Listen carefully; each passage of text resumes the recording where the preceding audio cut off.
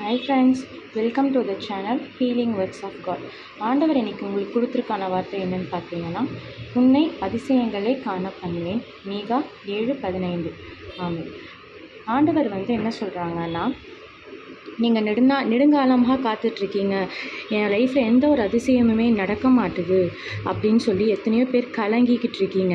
எவ்வளவோ தேவைகள் இருக்குது.